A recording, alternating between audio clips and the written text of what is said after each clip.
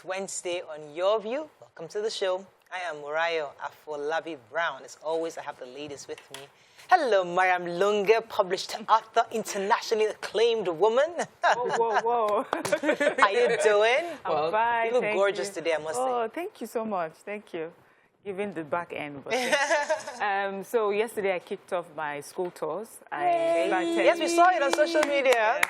I started at Crystal County Schools in Amor-Odofin. Nice. I had such an You were my amazing... neighbor. Yes, I mean, I went through some things that I see you go through, but that's not, you know. So yesterday, the kids, the school were just so amazing. The children, really brilliant, asking all these questions. What I first did was to ask how many children had seen a live vulture. Many Nigerian children have never seen, and as my children would say, a live vulture. So, but you know, at the end of the session, they had so many questions. They really enjoyed it.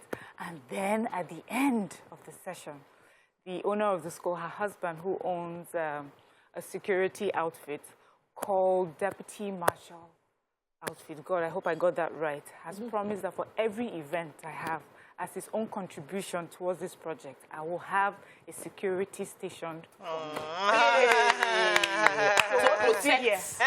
Bodyguard. You're protected, man. Spiritually and physically.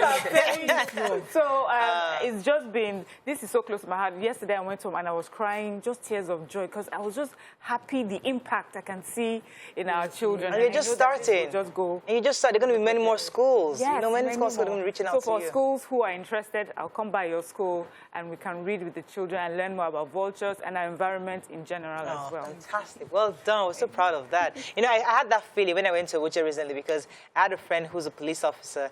So he sent a police that, you know, that was stationed in the airport to just make sure I get there, you know, really sorted me out. I was feeling like a VIP person. Oh, God, Joe. There's an inner person.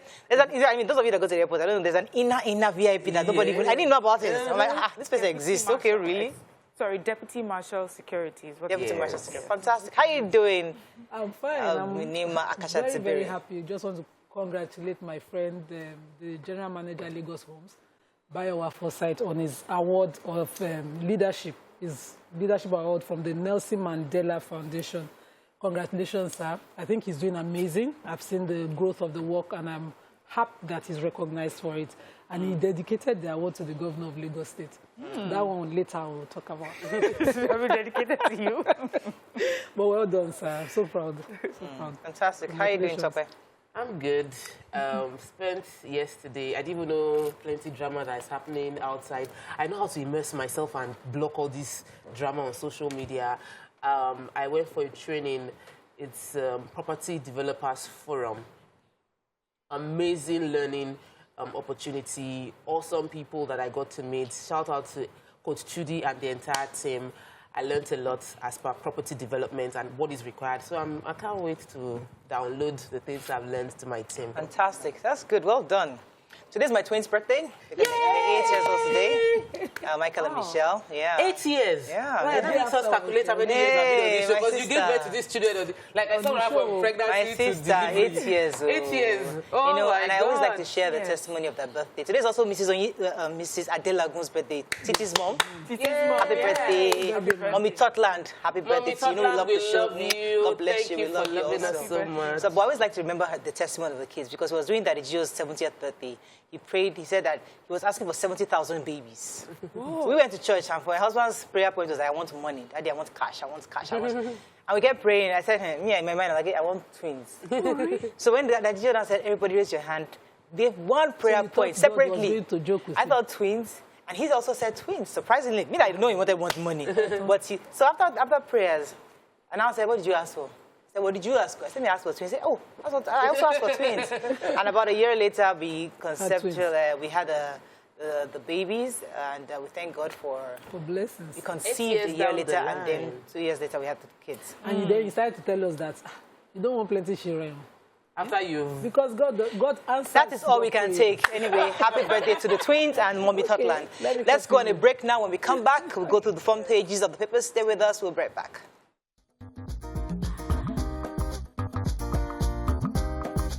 Stay tuned.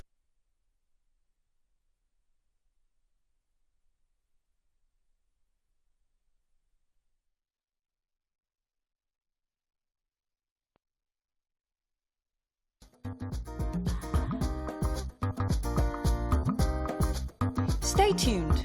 Your View will be right back. Thanks for staying with us. We're going to start with the nation. Tension in states as PDP-APC governorship primaries commence. 2.9 billion naira fraud EFCC whisked away Okorocha after hours of shutdown. Passport tracking activated. Inflation pushes up interest rates to 13.5%. JAM remitted 27.2 billion in 5 years, says registrar.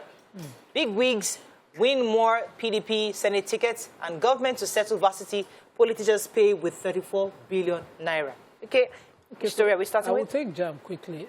The chief registrar of JAM, the registrar of the Joint Admissions and Matriculations Board, Professor Ishaq Oloyede, was addressing media at the Premium Times Academy workshop tagged Media Publicity, Public Relations in the Modern Age. He said that 27.2 billion was the total amount that JAM remitted from 2017 to date into the federal government coffers. And he said about 9.7 billion of that amount was used for capital projects in the same period. And I did the maths and thought, how do we admit in 5 years students into school only to be on strike and they can't even graduate? That, for me, breaks my heart. So JAM is a fantastic parastatal of government. They're doing fantastic. They're generating and improving constantly on exam security and all of that. But the other end, we're just wasting the people whose money, parents who put 27.2 billion together in 5 years, put their children in Nigerian universities, wasting their time and frustrating those parents.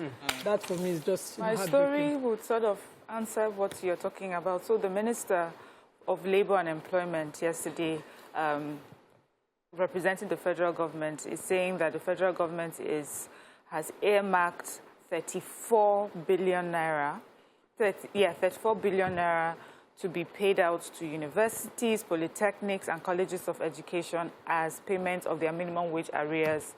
And he says that the universities will receive 23.5 billion naira, polytechnics 6 billion, and colleges of education 4 billion. And so because of this, he's also appealing to the unions of the different universities to please shelve their strikes, as government is taking the steps to see to their demands. And the minister also hinted at a likely wage adjustment for both teaching and non-teaching staff of the universities, polytechnics, and colleges of education, where he talked about streamlining of wages through the National Salaries and Wages Commission. Right. I hope this means that the universities would see that government is serious, and then our children can go back to school. So the picture story in Nation caught my attention because it's a security meeting that was held by the Lagos State Governor, Babajide Sanwo-Olu, at the Lagos House. They had building a secured Lagos, and there was a press briefing. I don't have the reports of the meeting, but we're really looking forward to this because, as I said, we're quite concerned about the insecurity in Lagos, especially now the Okada riders are banned in certain areas, and many people are worried about the increase in crime. So I'm really happy about this, and we hope that very soon we get the reports of that meeting. I know exactly what the police plans to do. We're supposed to have the CP yesterday. He couldn't make it, probably because of some of these meetings, but we should hopefully get somebody to give us a clear plan on what the police are going to do.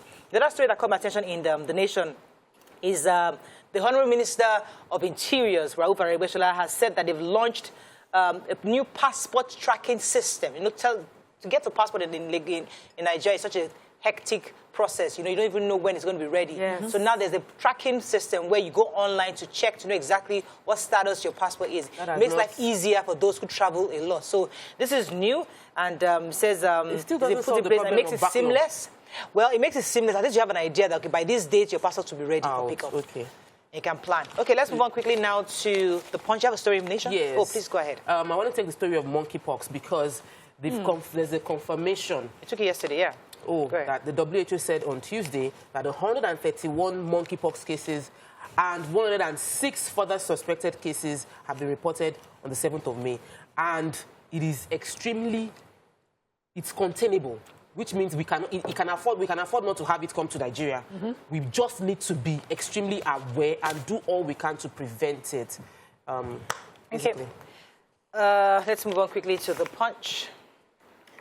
APC governorship ticket, aggrieved aspirants seek direct primaries, Alleged governors hijack delegate list. EFCC breaks into Okorocha's Abuja residence, arrests ex-governor after 7-hour siege. My mother-in-law lost a daughter last year, says wife of the sound engineer who was killed in Lagos. Aspirants hopeful as PDP holds governorship primaries today. Lagos teacher flogs people over homework, victim vomits and dies. Court orders MC Oluomo Lagos NURTW to stop levying drivers. ECOWAS awards 20 million naira damages against FG over businessman's death in EFCC custody.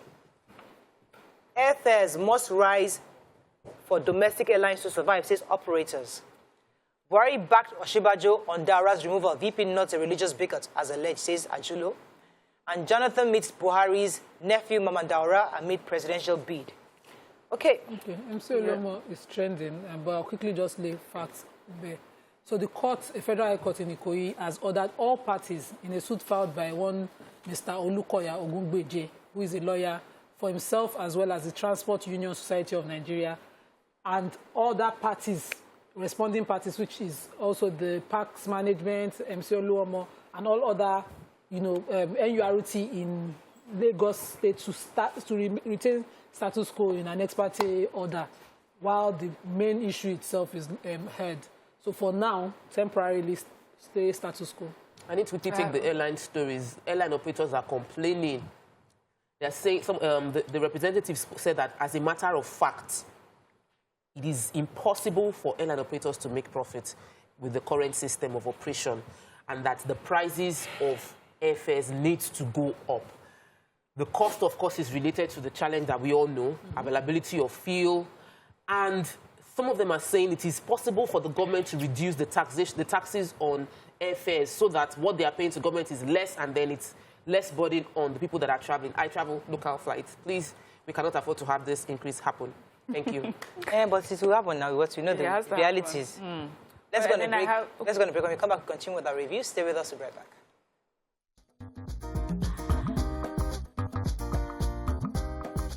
Stay tuned. Your View will be right back.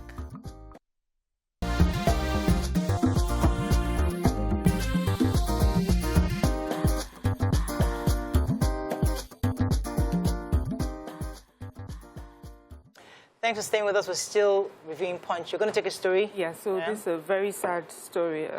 Junior secondary school pupil of Simple Faith Schools, Agbara, here in Lagos State, Emmanuel Amidu, died at the Lagos University Teaching Hospital in Surulere.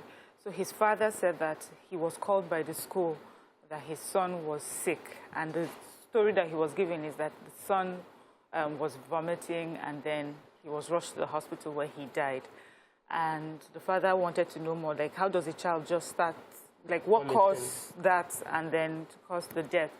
But his sister said she was called by the English teacher to say her brother had just been sleeping, refusing to eat, do nothing. But then a classmate said to her that their math teacher had punished them, beat all of them in class, and that while he was beating them, the little boy now started vomiting. So that was when he was now rushed to the hospital, and then he passed on. So the father is asking for justice. He's first asking for the arrest of that math teacher and, a proper explanation from the school for what happened to the child. I know that schools, this is not the first time when things happen in school. There's a way that the school tries to explain the story. Yes. And he even said that the school went to report the case to the police station, even before he had found out about it. He went straight to the police station to say this boy was vomiting, and then he died.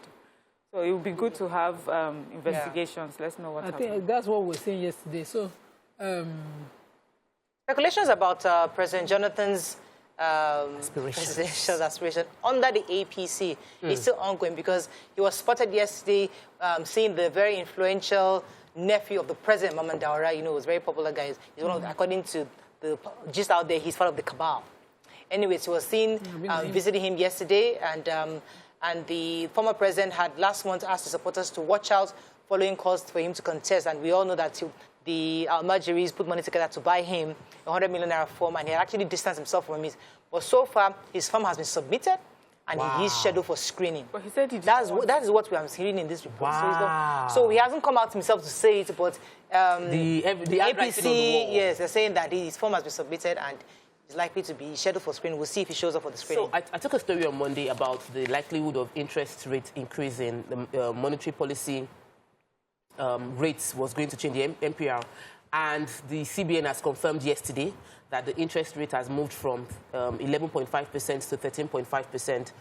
And they said they had to do this to curtail the inflation because as inflation is rising, if they don't do this, something would happen. Long and short, everybody should start reevaluating the loans you have or before taking any loan to be sure it would work for you. And then evaluate your investments because it might not be bringing enough returns to just just opposing it with the rate of interest going on right now. Moving on quickly to the Daily Trust, Saraki, Atiku, Mohammed, Wike, Obi are top runners. EFCC operatives lay siege, arrest Okorocha, ex-Imo governor in Abuja. That's the hottest story. JAM remitted 27.2 billion naira to federal government covers from 2017. Today it says Oloyede. This is Daily Sun. I don't want to show Daily Trust. ASU Polytechnic lecturers orders to get 34 billion naira minimum wage arrears. Kanu condemns killings in Southeast. And Imo North, Okigwe leaders endorse Hakim for APC senatorial ticket. Okay, which other one? Kanu. And Oshibajo Amechi intensified lobby for APC ticket. All right. So Kanu condemns the killings in the Southeast. That's the IPOB leader, Nnamdi Kanu, has, from detention, condemned the killing of people in the Southeast and also asked that, the federal government release a woman known as Mama Biafra. She, according to him, has been supportive of him. Her name is Ukamaka Ejezie. She's popularly known as Mama Biafra. And he said since the death of his parent, this woman has continued to support him. She was arrested while she came to do a solidarity appearance with him in court. She came to be, in the audience while the court was sitting to support him. And she was arrested from there. And he says he saw her in detention at the DSS office where her clothes were washed and hung, and he was wondering why she's still in detention. She had no crime whatsoever committed, and he doesn't understand why she's still being detained. In the same story, IPOB has condemned the killing of the military officers, the military couple, and the beheading of a lawmaker in Anambra State, and said that they consider it an abominable act in Igbo land, and they will do everything within their power to fish out the killers, the hoodlums, according to them, who are doing this to paint IPOB in such a light. Okay, so I have the story of the Amazon Facebook register for tax in Nigeria. So in compliance with the Finance Act of 2022, Amazon, Facebook, and other non-resident foreign companies providing digital services to Nigerians have now registered in the country for tax payments. And the government is saying that this is a solution to,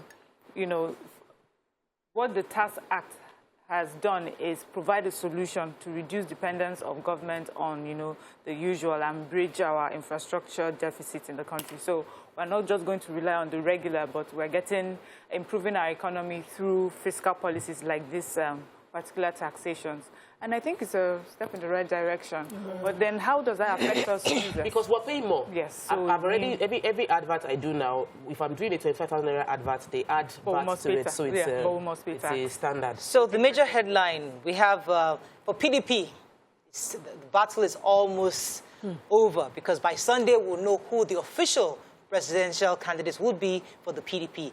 There's a lot of lobbying ongoing right now, and it's down to Saraki, Atiku, Mohammed, Wike, and Obi. These are the five the top runners for the PDP. And it's very clear that the non-signing of our President of the Electoral Act is making it very, very tight. Now it has to be based on your ability to get these 810 delegates across the country to vote for you. Remember, they are selected 3 delegates per local government. And what is looking like is that from the north, we have 440 delegates from the north, then 372 from the south, and it's going to be divided across the various states. So they have the numbers here, and Sunday is the D-Day, and Everybody is running helter-skelter to see what they can do to win as many delegates. Unfortunately, the super delegates are not involved in this. These are just the men, and it's getting tighter and more interesting. We look forward to the announcement and we'll see what happens. APC, I'm not sure their day is supposed to also be pretty soon. I'm not clear what's going on in APC. They're just on the fence. We're still waiting.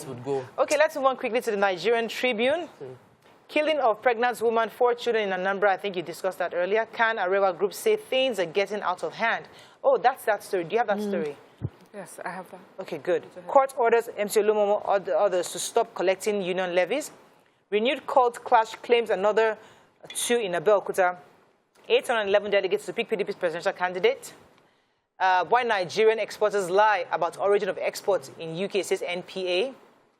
Africa Development Bank commits to invest $25 billion for energy adaptation in Africa.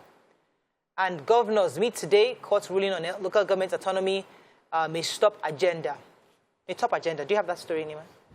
So you have the major headline. Yes, Go ahead, I have the major headline. So Can and Arewa groups are condemning the killing of a pregnant woman and 4 of her children in Anambra State. So this woman, we already read the story earlier in the week. She was killed in Anambra State. Some people are alleging that they are IPOB members, but investigation is still ongoing. This woman is pregnant, was pregnant, and had 4 children with her. So the CAN, the Kaduna State Chapter, Coalition of Northern Groups, and Arewa Youth Consultative Forum have condemned these killings and have noted that the country should rise against those who do not wish us well. The Coalition of Northern Groups is saying that for them, the group is saying it seems that there's a conspiracy of silence by Southeast leaders and even the media. It says because whenever Northerners are attacked in the southern parts, we don't hear as much. And so they are charging everyone, but in the northeast, wherever this happens, that we should be able to speak up and, as same veracity, yes, as loudly as when it happens in the north. And that they're also asking that the same way that Boko Haram is being treated and are called terrorists, that's the same way IPOB should be referred as well. I just would like for us to do a proper investigation on who these people are. And then they are arrested. So there's a clash. At least this one, we're not in doubt of what's going on. Renewed cult clash has claimed 2 lives in Abeokuta between Aye and Eye confraternity. This happened as a follow-up to the fact that one of the members of this confraternity, Wale Matasaka, was killed at the quarry area. And with the recent 2 people that just got killed, total killings that are taking place between inter-cult clash has gotten to 20. Thankfully, the police has arrested 6 people in relation to this particular crime. The Commissioner for Police, Abimbola Oyeyemi, mentioned that immediately they got news of the reports about this, they went into the place, ordered the arrest, and they learned that some hoodlums confronted the police even with dangerous weapons. Some ran in direction, but they were able to arrest 6. We're just hoping that we have a more long-term solution as opposed to just arresting people and really dealing with the fact that cultism is now a natural thing within a particular society where it was before restricted to universities and more. Okay, that's all we can take on Front Page Review. When we come back, move on to our hot topic of the day. Stay with us. We'll be right back.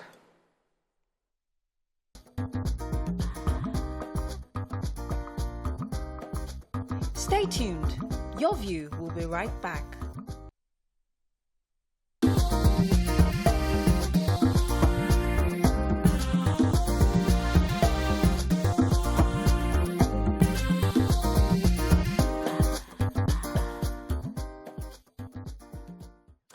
Thanks for staying with us. So the hottest topic in Nigeria this morning is a story that happened to ex-governor of Imo State, Senator Rochas Okorocha, where EFCC operatives went to his house in Abuja to arrest him, and there was a total 10-hour standoff between him and the EFCC.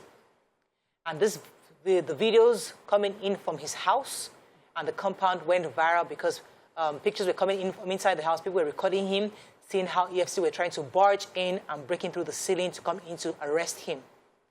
Now, let me give a bit of a background story to this for those of you that have no idea what happened. So back in I think 24th of March, 2022, there was a 17-count charge that was filed to court about diversion of public funds and properties to the tune of 2.9 billion naira against Senator Okorocha. Now, the case was assigned to Justice Eko of the Federal High Court in Abuja. Attempts, twice I'm told, I read in the papers, to get him to appear in court failed. Also, he evaded the service a few times. Now, according to the judge, on March 28th, the judge said, this is the last time I'm going to adjourn this case. Bring him to court to face trial. It was on this basis the EFCC used that to go and arrest Senator Okorocha in his house. So there is obviously a standing order for his arrest, granted. But the conversation is, how do you go about arresting somebody, especially of that caliber? This is an ex-governor of a state. This is somebody who is a member of the ruling party. These are factors that made that the average Nigerian can understand that, can't you make a call? At least, yes, you should appear, but the manner in which it was done is the conversation we're having this morning. What are your thoughts on this when you saw this video?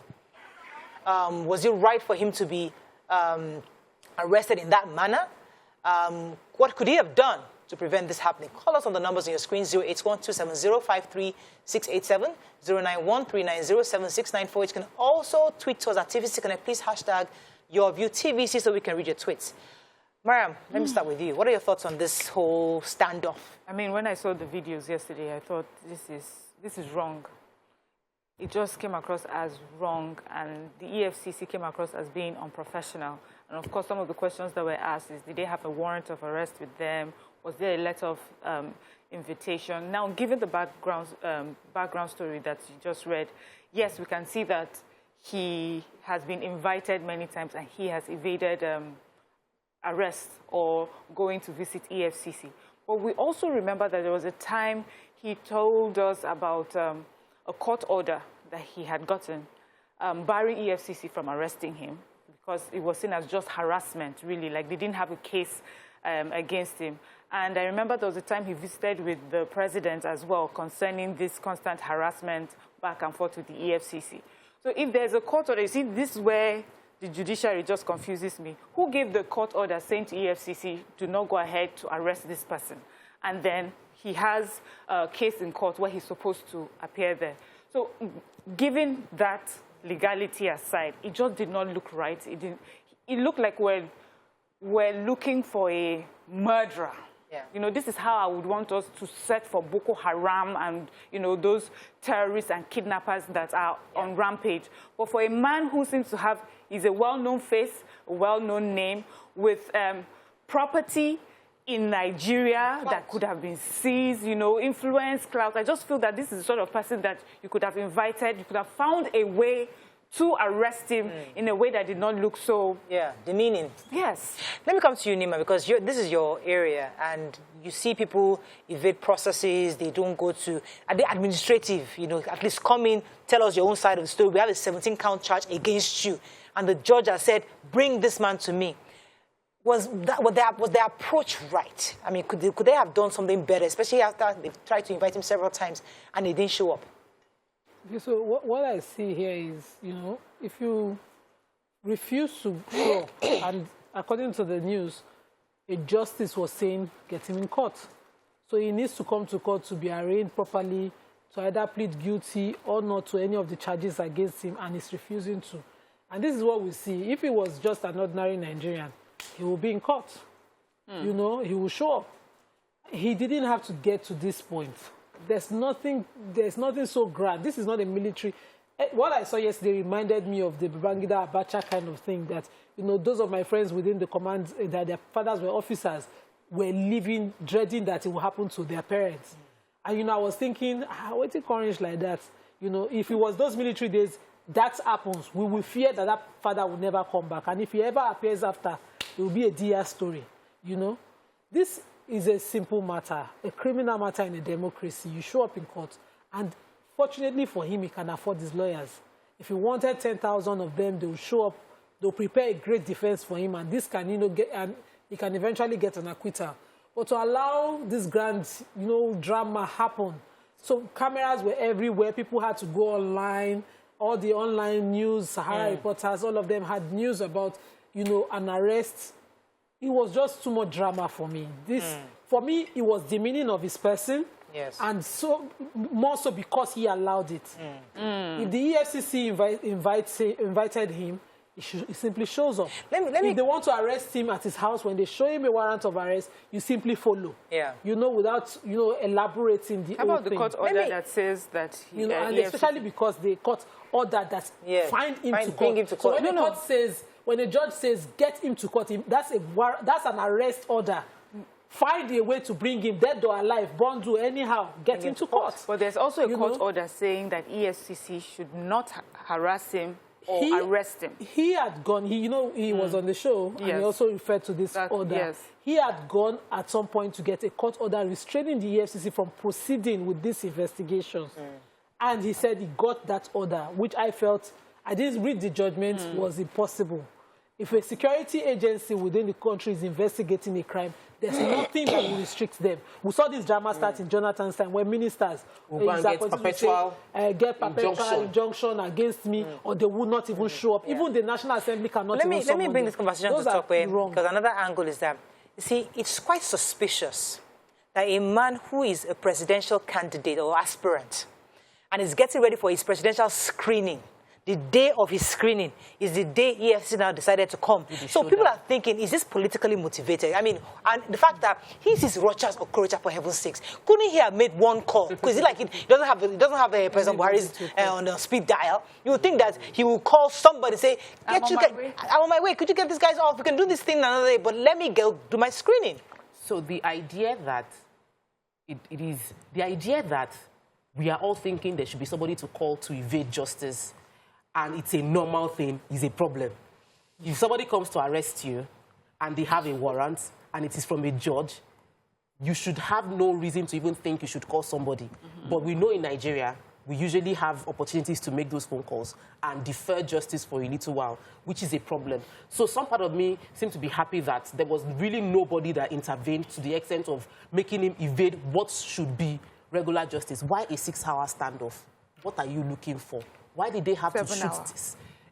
Premium time says 6 hours. Somebody said 7 hours. Somebody said it finally got in around 6 p.m. Why did they have to go through all of that? People are abroad. People are abroad. They are also connected. These people the level that we know there's just there's a high-level presidential that Donald Trump. I can make a call to Donald Trump and I wouldn't get arrested. I know. So I'm saying that when you know you have a warrant, you know that they have a warrant against you, they've already come with full force to take you, quickly open the door, respectfully follow them out, and you get to the office. At that point, you have already complied. You cannot start making phone calls then to sort of like explain that you have a meeting to attend. You will make it to court. The court was adjourned to the 30th of May. The job of EFCC is to ensure that if it's within our custody, we will ensure it shows up in court on the 30th of May. Now, I'm not saying that the conspiracy theory of the fact that they're trying to keep him away from going for his screening is not on ground, because it is so obvious. A man was supposed to go for screening on a date. You did not meet him at the screening point where you won't have to break door. You know where the screening is taking place. You could have easily waited outside his door. Don't let every cameo, just calm down. Once he's driving out, you now block him. There's no need to be shooting tear gas and shooting into the air.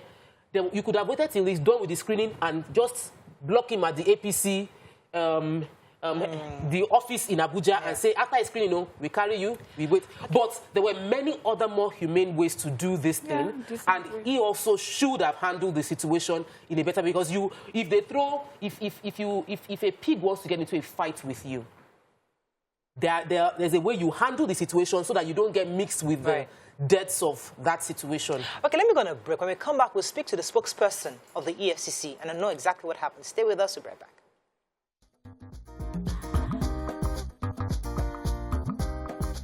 Stay tuned. Your View will be right back. Thanks for staying with us. Before we continue our conversation concerning the invasion of the EFCC to the former governor of Imo State, Senator Rochas Okorocha, we have with us the spokesman for the EFCC, Wilson Owujere. Good morning, sir. Welcome to the show. Good morning, madam. Thank you for having me. Thank you for joining us. So the first question Nigerians want to know is why did EFCC choose to use this, in quotes, demeaning approach to arrest the former governor of Imo State? Well, for us, it was an option of last resort. As I explained in the statement I issued yesterday, we already have criminal charges filed against the former governor in court. That's as far back as in February, and he was supposed to be arraigned. Twice, the arraignment was stopped because he was not available for the arraignment. And at the last adjourned date in March, the judge gave an order that he was going to strike out the matter if we fail to produce Chief Okorocha in court. And so we have to take the measures, necessary measures to bring him to trial. Okay. It didn't look like a necessary measure. It looked like a very aggressive, desperate criminal. Like you're trying to capture this confirmed, hardened criminal who has, it was drug lord. Yes, this is a sledgehammer to kill an ant. Exactly. Felt like this is too much of an aggressive pose for someone. Like he could have handled this situation in a far less aggressive and yet impactful way. What do you say to that? I didn't get that question clearly. The question, sir, was that many people feel that the approach was extremely aggressive. Your comment was it was a necessary measure. I felt like many people on social media felt it was a very aggressive measure, like using a sledgehammer to kill an ant, that this could have been handled in a more humane manner to get him to court, still have a siege, but without that aggressiveness of shooting into the air, throwing tear gas outside his house, then breaking in through the ceiling into his bedroom. Well, most of those spectacles that some of you have witnessed ought to be avoidable, but the blame definitely has to go to Mr. Okorocha. For instance, he was invited severally. The first thing is that he violated the bail conditions given him when he was arrested. He was released on bail, and when you are granted bail, there are conditions attached to your bail. One of those conditions is that you are supposed to be reporting at intervals, which he never did. And then when he was finally charged the matter was finally charged to court, serving him with the processes became almost impossible because he barricaded himself with security. He also made himself unavailable to be served. And it was becoming almost impossible for the case to progress. And then the commission had to take measures to effect his arrest. And even when our operative went to his home, he was invited to come out, but he failed to do so. And when you do that, you leave the security with no option than to use minimum force to take you into custody. And that was exactly what happened. Let me get a few more questions in for you. Instruction. If he had made himself available, all of these measures would have been unnecessary. And no person, no Nigerian is above the law. Whether you are a former governor or a minister, once you have criminal charges filed against you, as a law-abiding citizen, the first thing you do is to make yourself available. Okorocha did not do that. All right. Okay. So I'm happy. One thing, that this sends to many people is that no one is above the law, even if we feel that it could have been done better. But second thing is that I know that in prosecuting high net worth individuals, people with influence like this, the cases usually get tossed out on the grounds of technicalities. Do you think the way in which he was arrested may sort of affect, compromise the case in court? No, the mode of arrest has no bearing on the allegation against him. When we get to the stage of trial, it is for the court to decide whether we have the necessary evidence to get him convicted at the end of the day. That is another issue entirely. It has nothing to do with how he is arrested. The court has said we should make him available, bring him to court the next adjourned day, which is May 30th. And that is why we are taking measures to ensure that he is present in court when the matter is supposed to, when the arraignment is supposed to hold. And after the arraignment, everything now depends on the court. We present the evidence we have available to court, and it's left for God to decide whether what we have is enough to secure conviction or otherwise. All right, go ahead, man. Okay, so sometime in February, former Governor Okorocha had gone to see the president about compelling your agency to respect a restraining order that he got from a court. What do you have to say about that restraining order, and why did that order? Why are you proceeding even though there's a clashing order? In the first place, I don't think the president has said severally that he's not somebody that interferes with the judicial process, and I don't think the office of the president is the proper place for you to protest if your right is being violated. The courts are there. If you believe that the commissioner has taken steps that is against the law, he can approach the court for redress. But I'm not aware of any action that they are taking to prevent the commission from serving him court process or bringing him to trial on the criminal charges that we have filed against him. If he even have any reservation concerning the processes, the courts are there. Let him go for the arraignment. After the arraignment, he can make his protestation before the judge. The child judge is Justice Ian Geku of the Federal High Court, Abuja. So We are expecting that when the case starts, whatever reservation he has the onus on him to present that before. Let me get a few more questions. What is the standard of an EFCC process, starting from when a petition is filed to the EFCC? How do you go about your investigation? How much long time duration is it supposed to take before an arrest is done, a charge is done? What exactly is the process? Because my colleague earlier was trying to establish necessity as against desperation in this arrest, and you made it seem like he got this because of that. What exactly is the process? Because I even have petitions with the EFCC still pending over a year ago, and no arrest has been done. So what exactly is the duration, and why? Is there a special need because he's a politically exposed person, or is it the general standard? Or is he being witch hunted? No. The process is simple.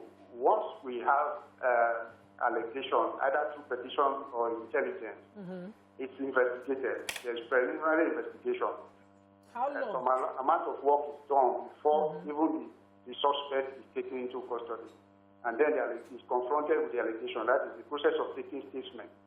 After the statements are taken and there are issues that are needed to be cross-checked, investigators will continue with their investigation while the person may be granted bail pending when the investigation is concluded. And once the investigation is concluded, a charge is filed in court.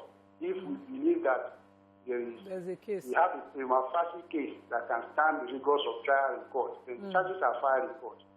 At that stage, we will not arraign the person and arraign the person in court.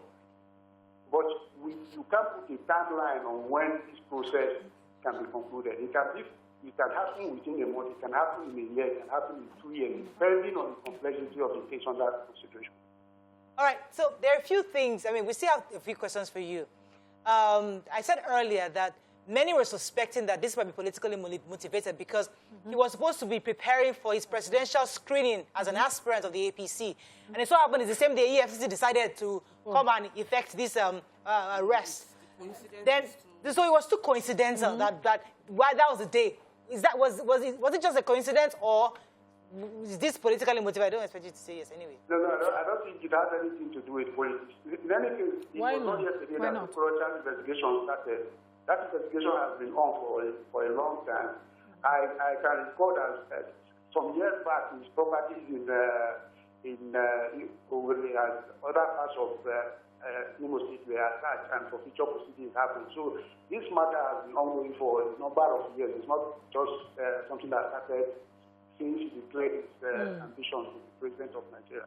In any case, he's not the only presidential candidate, and I don't think he's also one of the front runners with the race so far as we can see. So what we are doing has no relation, no measures at all with politics. The charges were filed far back in February. I don't think at that time APC has not even released their timetable for the primaries.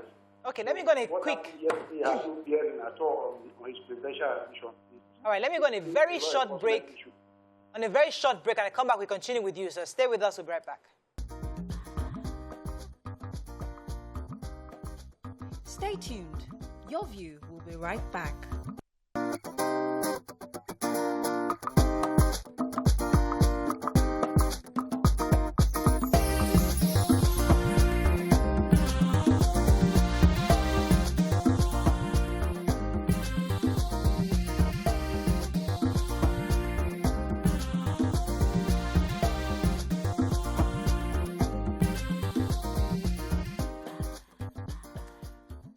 Thanks for staying with us. We still have the spokesman for the EFCC, Wilson Uwajarin, with us. Tope had a question for the break. Go ahead, please. Okay, so my question has to do with the fact that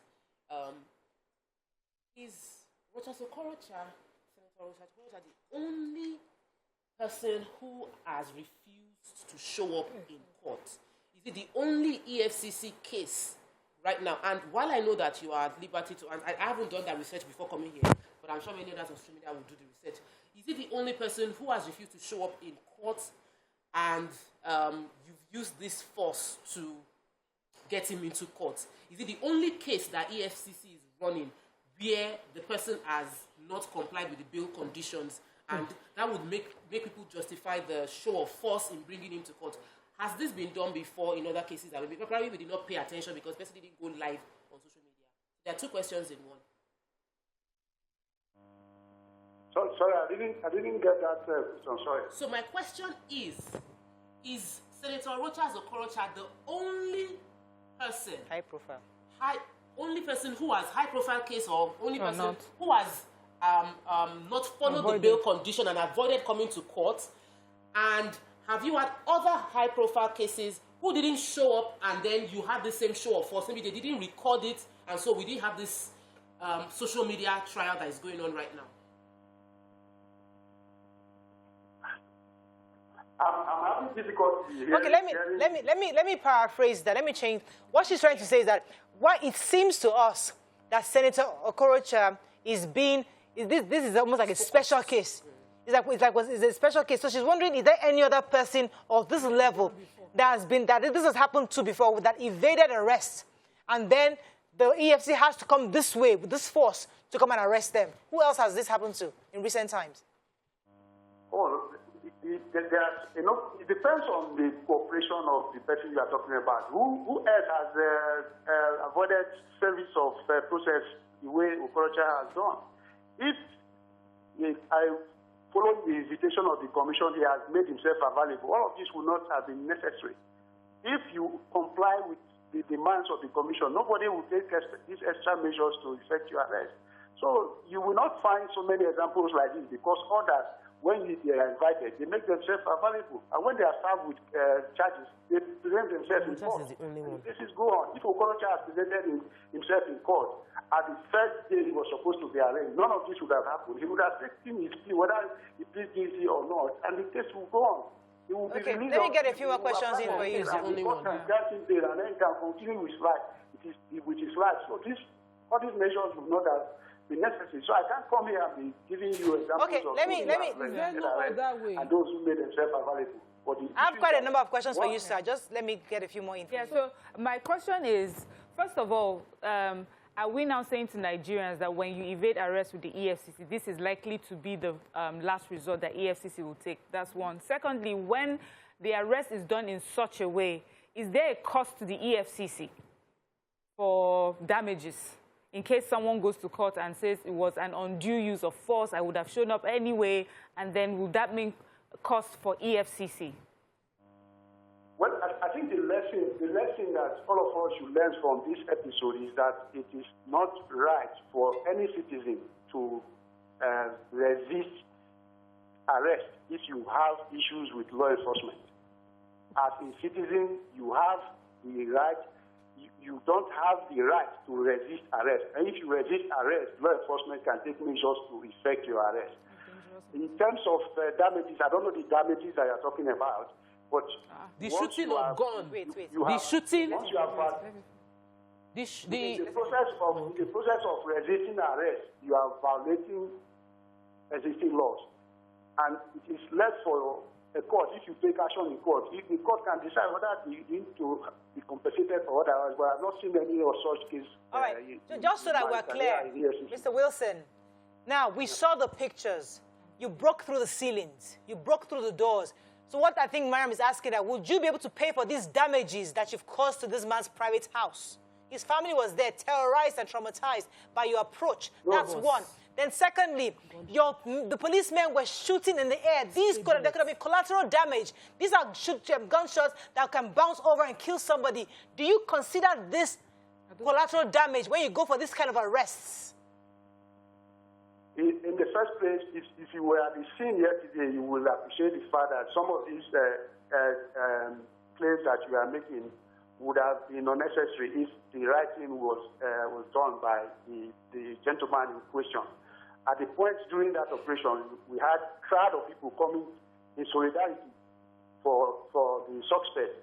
And if the situation was not carefully managed by our operatives, you would not be interviewing me about Okorocha today. You probably be interviewing some people that got injured or otherwise.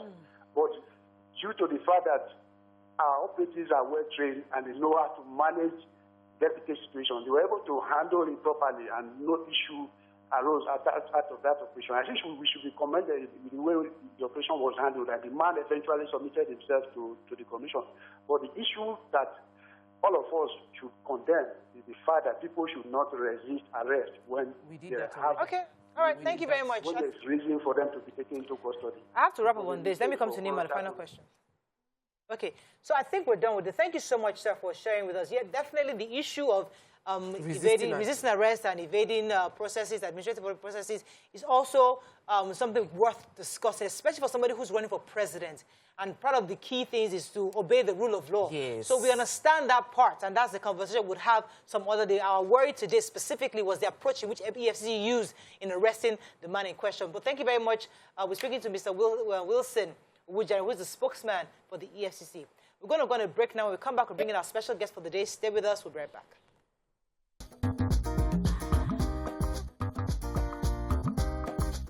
Stay tuned. Your View will be right back.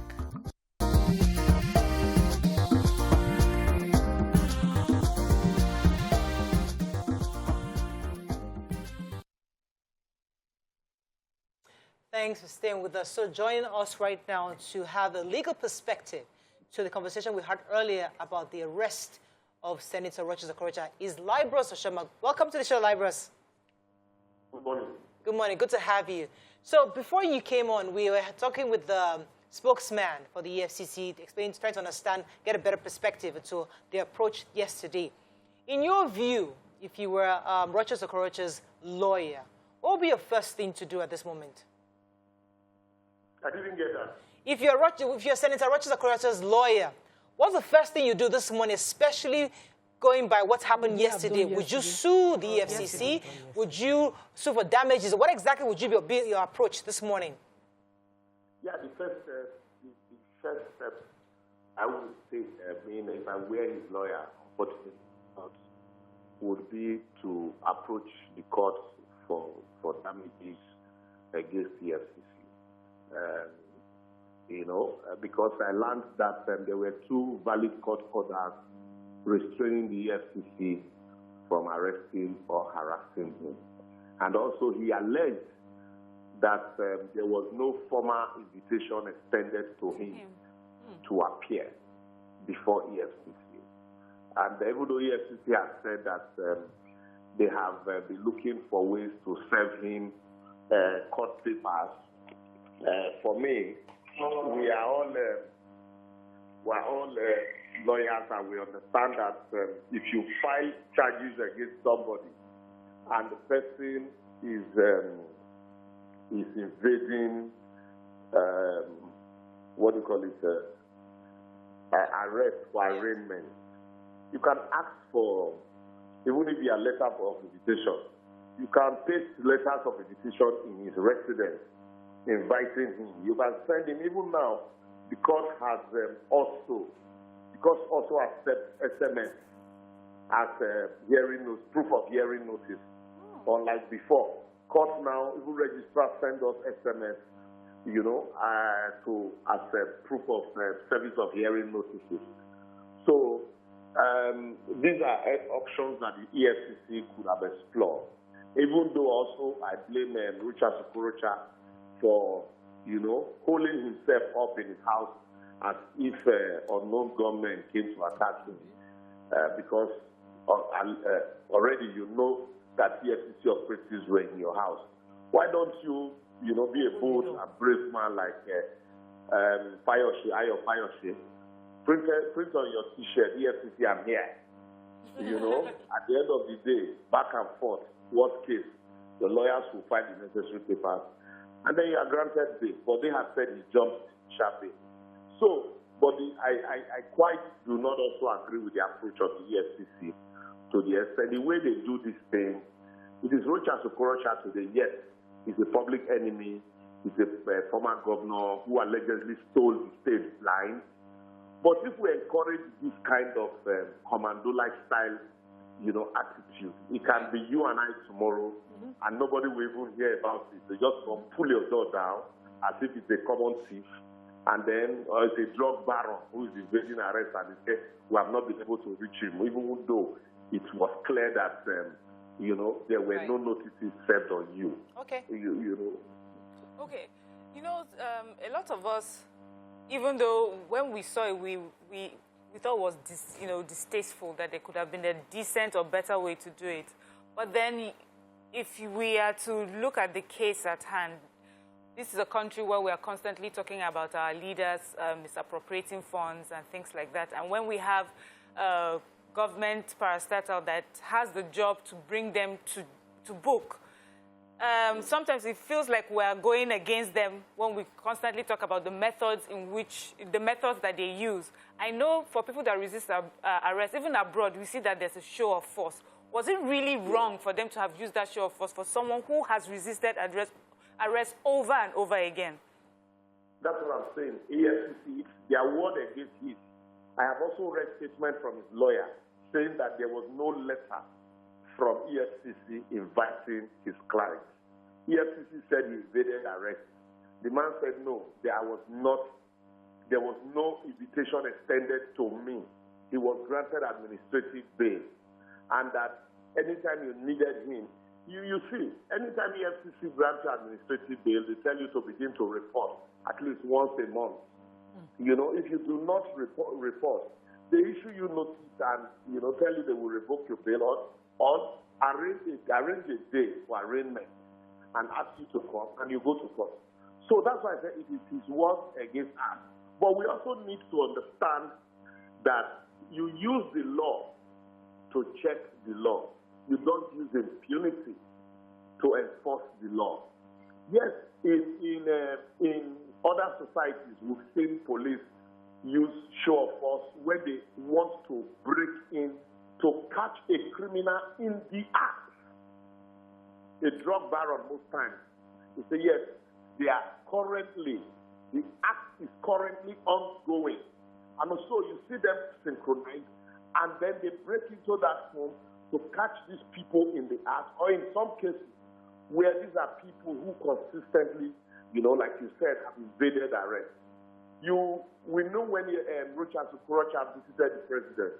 We also know Rochas Okorocha to be a senator of the Federal Republic of Nigeria, a former governor. He has houses. So all I am saying, EFCC also should have shown. This was the letter we served on him, inviting him, and he refused to come. This is the notice we sent to him, inviting him for arraignment, and he refused to come. Rochas, the court order you said you got against EFCC, where EFCC served on this, issue the court order. Or, okay, look, we want to issue him we know he has lawyers that he's been liaising with. We've not been able to reach him. Invite the lawyer over. There are ways we can do this thing without having to break down the wall. Because what I'm saying is, in other societies, there are methods, there are mechanisms for checkmating the excesses of law enforcement officers. But here, there are no mechanism for checkmating their excesses. So let's not encourage, no matter how minute the excesses are, let's not encourage it. Because if you encourage it, it fans the embers of that impunity. Because what you're telling the law enforcement agent is that you can do as you like, provided you want to expect answers. Okay, let me get 2 more questions in for you. Go ahead. Mr. Liberos, there's this possibility, Rochas Okorocha said as soon as he declared his interest in politics in February, there was an EFCC issue against him. And now, he's just trying to get screened And again, what is their coincidence? Is there the possibility of that, or of, you know, EFCC just doing their job, or the coincidence with his ambitions? That is what I'm saying. With the way the EFCC has gone about this whole thing, the Rochas, Okorocha can now begin to allege all kinds of witch hunts, even though also his hands are not clean. Like I said, if I were Rochas, Okorocha, the moment EFCC came to my gate, I will open the gate. EFCC, I am here. We know they are going to situation of it. So I am here. What is it? We'll go to your office or give me a date, a definite date. I will sign undertaking. I will report on so and so day. You know, but the way the FCC has gone about it, the man can allege with her that, look, it is all because I am, even though we know it's not that popular, it is not because it's popular and I likely claim the ticket. And then, considering also this evil sentiment, you know, people will begin to ask. Yeah. There are so many people from the northern extraction. Somebody stole 80 billion. You know, they didn't break into his house because he's an Igbo man. Don't give room for all of these issues that will further divide Nigeria. Let me get one question in for you, Libros. Let me okay, so you touched on it, and it's a major worry for me too, is that we shouldn't set precedents that this would happen again in somebody else's house. Because if it happens once and nothing is done, so my approach is I want you to advise what should be done to ensure this doesn't happen again, where this magnitude of force is used to extract someone to show up in court. Is it civil society that should file the case, or is lawyers, or we have like NGOs that would file a case against EFCC from doing this kind of thing so that we stop the precedence of this happening in another case?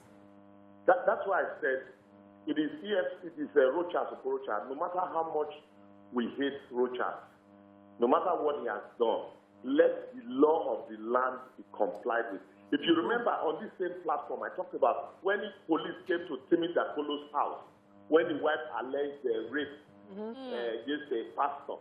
You saw it was the same method that they came with a van, police van, you know, the commando-like style in his house. You know, we condemn that action. So today, it is Rochas. If we allow it to pass, tomorrow it can be Morayo, it can be anybody. They will say, well, as they did it to Rochas, why you?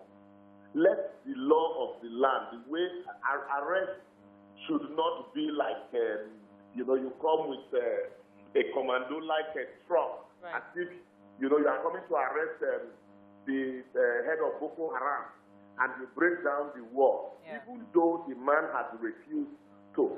Show that you have sent an invitation to come. And then when you get all of these steps, and in some cases, it's just that it's a criminal matter, you even ask court for a substituted order to serve the processes by placing them in a newspaper. And so once that is done, it is presumed that the man is aware of these notices. EFCC can even place the invitation to embarrass him further. You send invitation on the newspaper that since we have been able to reach you, you know, we are using this invitation to invite you over on so and so day. You know, so when you now, presidential screening is close by, you now go to his house and then you arrest him, you break the POP, you know, break the wall, and then the man had to make a show of it also by video recording it. And you see, the saddest part for me, I want to touch, please permit me quickly. As politicians, if you know you are this lily-livered, why steal so much? Why put the society? If Rochas as governor also had at least some modicum of respect for the people of Imo State, all of this would have been happening to him today. He's not the only former governor. You know, so now look at EFCC. All right, we have to wrap up now. Ross. The people are here. Oh, they are here. And then who will come to your rescue apart from a few persons? Exactly. That you know. So on both sides, we should always remember that there's everything after tomorrow. Even for the EFCC, let them remember that there will be life after office tomorrow. Okay. Thank you very much, Libras. Thank you so much for shedding some light on this for us. We're going to go on a break. When we come back, we'll bring the woman we love. Stay with us. We'll be right back.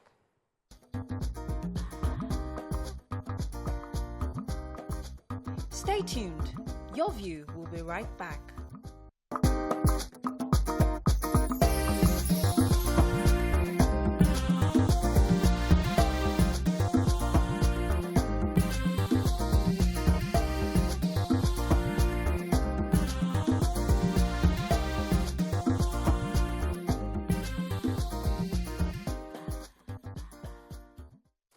Thanks for staying with us. We always like to celebrate women who are doing good stuff, great things, just to inspire us and so that we can aspire to do more. So joining us today is a master degree holder in business administration from the Edinburgh Business School, Scotland, United Kingdom, a chartered accountant with extensive experience in accounting, banking, risk management, treasury planning, and budgeting, and one of the very few women in the discos, in Nigerian disco. So she's the MD of the Eco Disco. Welcome to the show. We have with us Chinua Desonda. Thank you. So good to have you on the show. It's a pleasure to be here this morning. When we see a woman, in this kind of position, we have to call her, Auntie, come. How come on, tell her, how do you get into the power industry? Discos are not some of the favorite people in Nigeria because of the obvious issues. But the fact that you're able to work your way through the ranks, tell us a bit about your story. Who you are, how you started, and how you're able to find your way into this kind of job. Okay, thank you, Muraya. I went to Ife. I graduated from Obafemi Awolowo University in 2001. I studied accounting. I have a second-class upper degree from OAU. And from my school days, I've always wanted to be a banker. And from youth service, I joined Chartered Bank, and I served with them, got retained, and I moved to Access Bank in 2003. And I was with Access Bank for about 9 years, moving through the ranks and different departments of the bank. Then in 2012, I felt I've done enough in the banking sector, and I wanted to move into core accounting profession. And I joined a leading oil servicing company then. It was a Nigerian company, and with Nigerian company with corporate governance and all that sort of issues, I was coming from a more organized private sector to a Nigerian-owned company, and I felt that it wasn't my beat. So I left within 9 months of staying. Then I joined the investors group that invested into Eco Disco in 2013. So I joined them around July 2013, and in November 2013, government handed over to the preferred investor. And since then, I've been with the Disco. But more a bit in the finance role. So I was once the chief treasurer at the time. Then I became the chief accounting officer. At the time also, I was the acting CFO. And earlier this year, I was recently appointed as the first DMD, first female DMD for the company. And some few weeks afterwards, I was appointed as the MD. Oh, it came congratulations. as a delight, as a surprise, but... Was it a surprise? Well, positive surprise. So, go ahead. So, you make it sound easy. Oh, then I decided to go for accounting. No, Yes. So No, I understand. So would you give us a little bit of sort of the work you put in to move from one state to the other? Okay, so there are a lot of conscious hard work, conscious steps to develop myself. I also had to look for training, self-development, opportunities. Even when my organizations were not willing to pay for, I pay from out of pocket to develop myself. And I always rise up to the challenge. So when the banking sector, as I said earlier, I worked in different units. Maybe I didn't mention them. I worked from branch operations to relationship management to cash management to treasury function a bit. And by the time I left, I was handling retail credit risk for Access Bank then. And all through this period, I was involved in different committees, different tasks, and of course, I got different awards. It wasn't easy. That was a period I was also having kids. So balancing work, demand with home, with the kids that were young, it was quite a challenge. At the same time, going back to school to study. It was a determined and conscious effort to be the best I wanted to be. So if you ask me, I already had a good plan, a goal plan ahead of me, that plan ahead that I used to tell my friends that by the time I'm 40, I would have left paid employment, run my own thing. But of course, it hasn't been the way I wanted. But I'm still on the path. A successful career for me. Fantastic. Well done. Well done. Yes, So let me ask, there's a tough question. It's interesting to see women, C-suite executive, you know, we see women in these positions of power in corporate organization, in corporate Nigeria, and many women join, but many drop along the way because of that balance. And it's because of the sacrifice and all of that. I wanted to ask that, what would be your advice to people that are considering dropping out of corporate Nigeria, corporate world, because of the difficulties in managing the different relationships, balancing their lives? What would be your message to them, considering that you've gone through that journey and you're still going through it?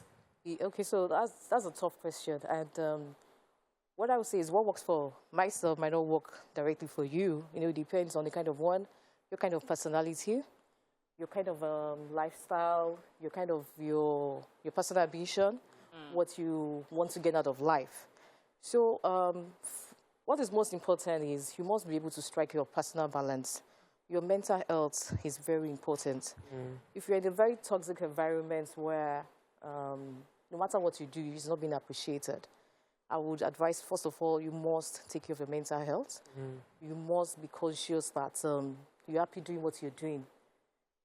There are always challenges. So for most of sometimes my career, have more often than not, maybe being the only woman on the table. You must be able to prove that you earned a seat at the table. Not even if you've been appointed, but you must prove that you're worthy of that elevation. You must, so for any woman facing challenges in their workplace, I'll first of all say you need, if you have a counseling unit, you need to approach a professional counselor in the organization and let them understand the fears, the challenges you're facing, if you have a difficult boss. Right. And, okay. You know? All right, great. Okay, so when women come on the show, on Women We Love, we wonder how you are saying, from what you've said earlier, you're goal-driven. You're just targeting and making it work. While you're running a family, you're getting self-developed, and you're also, paying for courses that, will help you. How did you just, put all this together without anything given? Which part? How did family not suffer at all, for you to achieve Wasn't that easy? So, of course, there are days where maybe I need to be in the children's school for a program or an event, and last minute, I just couldn't. I know. So my little boy always keeps on, Mommy, make sure you come. I will look out for you in the crowd. Mommy, make sure you're there. So what I try to do is I try to balance my work schedule, if it's within my control. For the ones without my control, what I try to do is I try to make up afterwards. So there are times I've had cause to disappoint my kids. Maybe last minute I cancel an outing. But I've made a conscious effort to be part of their life, to ensure that at least weekends I'm available, I'm with them, we spend quality time together, we go over their studies, their books, understand their friends, what are the challenges and all that. So it's a conscious thing that you must try to balance both work and family, and also your spiritual life. You must have a So I know many times when we talk to career women, some career women actually even find it annoying that you ask them how do they balance life. Like, how many men do we ask that question? But I want to believe that there's a positive to having a mom who is a career woman achieving things. And how do you think it inspires your own children?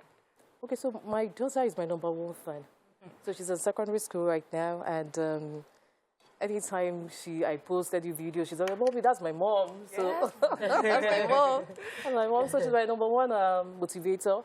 And with her encouraging me, it makes it easy to explain to the younger ones that Mommy has to do what she has to do. And also ensure that, okay, we make sure that we have that quality family bonding time. As a matter of fact, we pray together every night before we go to bed. So we take turns to have daily devotion every night. So that's also an opportunity, family time, to also ask about their day. Yeah. But it's not been so easy, but... Let me ask about your corporate life, because this is Nigeria. When a woman walks her way up, there's always this issue with male egos. You know, when they move, like, what is it? Are you, I don't have your type in the house. You know, where you have people who report to you that are men, and you have to give certain instructions and directives, and they just feel very uncomfortable getting that kind of directive from a woman. She's the MD here, so what? Young woman. What is a young woman that? If you now dress well. Yeah, what's that? What is it? Don't I have your... So how do you deal with those male egos within the offices? Okay, so I would say within my current management team, I don't have such. So maybe because we all grew together in the last 8 years, so we've learned to understand each other. And because I was part of the management team, we have a strong bond. Right. So, of course, there are times we have different opinion. Yes, it happens. But we've learned to communicate better between each other. So I've not really experienced such where I have experienced such male egos. As a matter of fact, most of my colleagues are older than me. So I've been able to manage that diversity among my team. It helps. How do you enter your board? How do you enter? Is I always picture the woman in charge. How do you enter your board meetings? When you have like a regular management meeting, are they all sitting down waiting for you and you're the last person to enter, or you're the first to get there? For management meeting, yes, more often than not, I'm the last to enter, so they're already seated. Oh, wow. For board meetings, I sit before my director sits. Oh, before, of course, that one, yeah, we get that. So that's really cool, though. I wanted to know, how do you do this? You know, there's something called people relations. Yes. And for some people, they would step on that button that you don't want, you know. How do you manage it? Is there something about your personality that, you know, just everybody just win everybody? Or what exactly? So I think, so right from my young career days, I've always been an open person.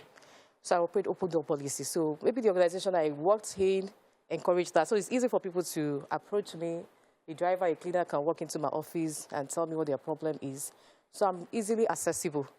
Even though some of my colleagues have been saying that, you know, when you, as a management staff, there's some things, I said, no, that's just me. And I don't think it's at this stage of life that I will start changing and start being, oh, I'm the MD. So there are a few reasons we want more women in leadership in offices, because we feel like women are more compassionate. Though some people don't agree with it, women are more they have more empathy. Yeah. So some people don't agree with it because they feel like female bosses, especially within the banking sector, many people, many young bankers I speak with always feel like my female boss is tough. She will tell you, I was pregnant and I was coming to this office 6, 7 in the morning. I closed 8. So there's that balance between the fact that you had to sacrifice and you're seeing young people coming up and you're expecting them to do as well as you. And the fact that we expect from the outside that because we have a woman in as a CEO, we should have a crash. We should have more understanding in terms of we have that hormonal period of the month where we're rolling on the floor and she should understand. And there must be that empathy. So how do we strike the balance between empathy, the tough boss and effective? Being assertive. Okay, so as a leader, you must have empathy. Either you're a male or a female. That helps with team motivation.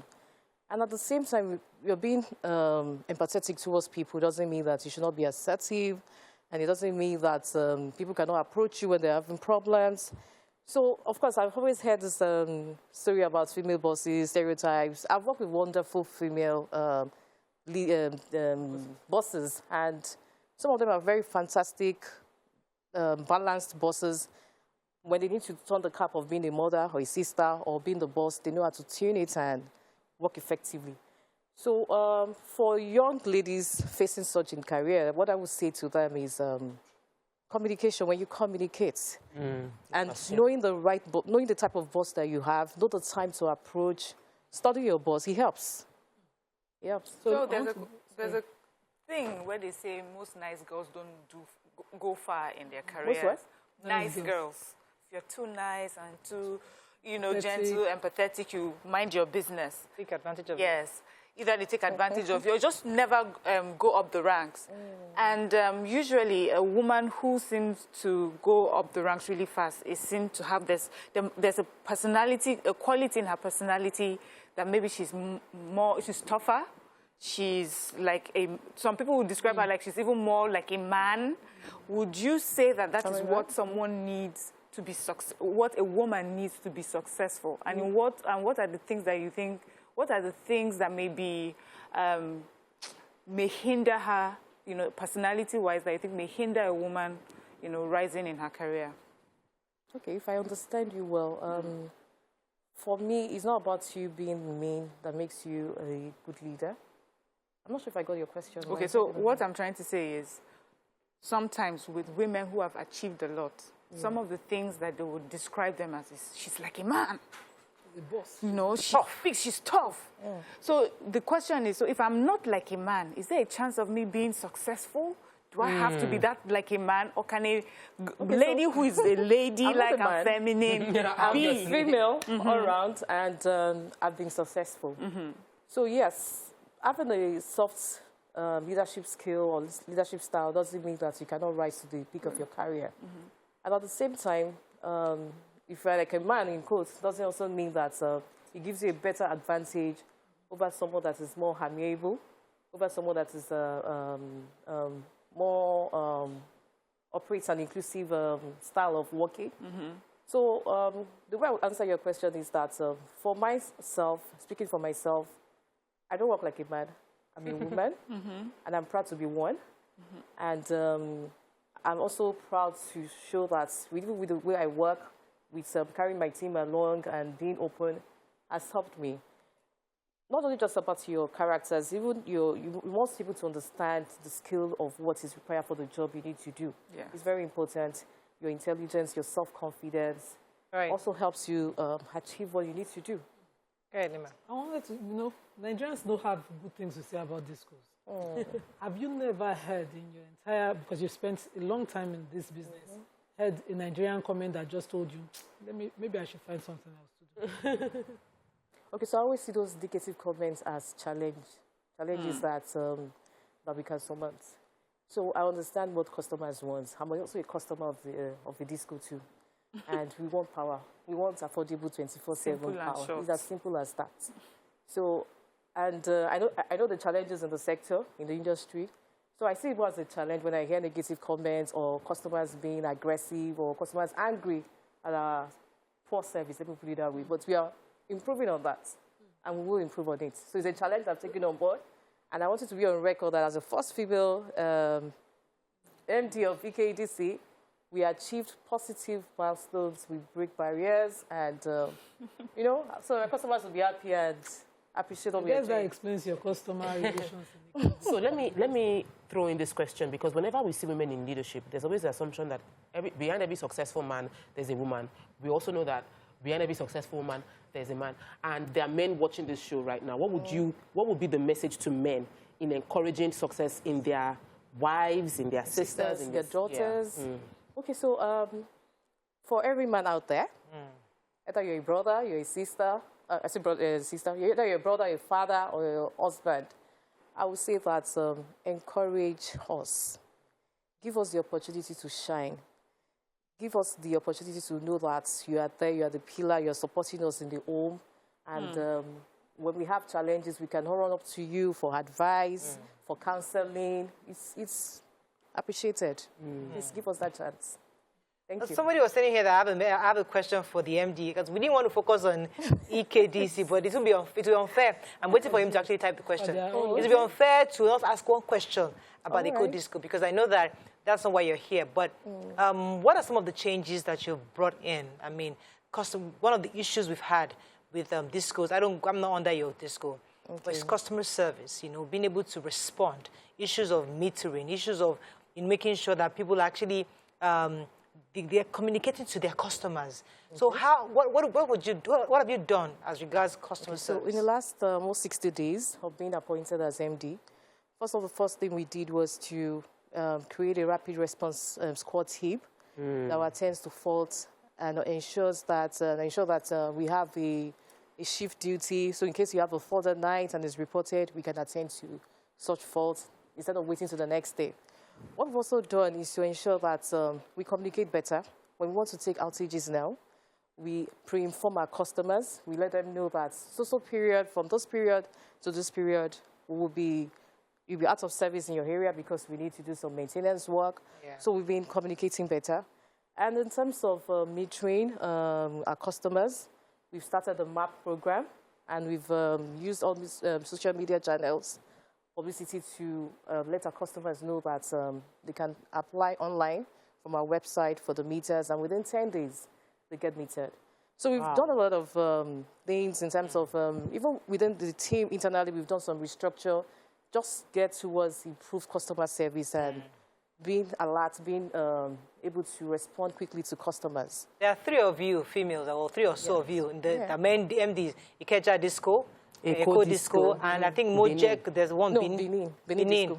So are you guys friends? Do you rub minds? Okay, so with Folake, because it's Lagos, we are almost in the same terrain, same kind of customer mix. We almost talk almost day to day. We share ideas. And we reach out to each other. You guys be best friends. You guys be best friends by now. Because we're facing the same challenges. We're facing the same challenges. We need to collaborate. I need to see. That's for like a person. That's the one I need to come and talk to. Oh, okay. That one. That's my own That one you need to link me up. I have to run. Under Eco Disco. Yes. So this is an improvement in our service. I have. Yes, so don't let her talk. Don't let her talk. Because she has we have to run. We have to run. We don't have any more time. We run out of time. But thank you very much. It was a pleasure having you on the show. Thank you so much. Thank you. Hopefully, next time we'll bring you, we'll now focus on it. Oh, yes. We want to give you more time, like 6 months to... Then I'll tell you. Okay, that's all we can take on the show today. We'll see you tomorrow. Bye for now. All right.